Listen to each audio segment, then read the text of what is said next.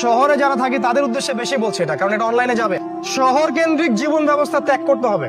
শহরে আপনি বাঁচতে পারবেন না, টিকতে পারবেন না, শহরগুলো ধ্বংস হয়ে যাবে। আল্লাহ পাক বলেছে ওয়াইম মিন ক্বরিয়া ইল্লা নাহনু মুহলিকুহা ক্বাবলা ইয়াউমিল কিয়ামাহ, কিয়ামতের আগেই প্রত্যেক নগরী আমি ধ্বংস করে দিব। আল্লাহ পাক বলেছে শহর থাকবে না।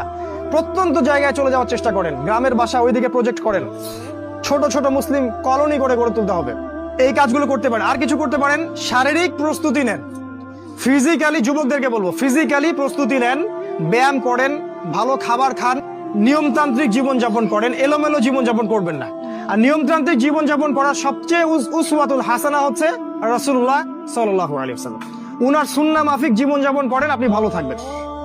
কারণ সামনের দিনগুলোতে আরো ফিতনা বাড়বে এবং আমাদের এই যুব সমাজের এবং তার পরবর্তী প্রজন্মের শারীরিক অবস্থাকে নষ্ট করে দেওয়ার জন্য অগণিত খাবার বাজারে ছেড়ে দেওয়া হয়েছে, যেগুলোর মধ্য দিয়ে অসুস্থ হয়ে যাবে। তাই রাসূলের পদ্ধতি অনুযায়ী জীবনযাপন করেন, ভালো খান, ফ্রেশ জিনিস খান, ব্যায়াম করেন, শারীরিক প্রিপারেশন নেন, আপনি ভালো থাকবেন ইনশাআল্লাহ।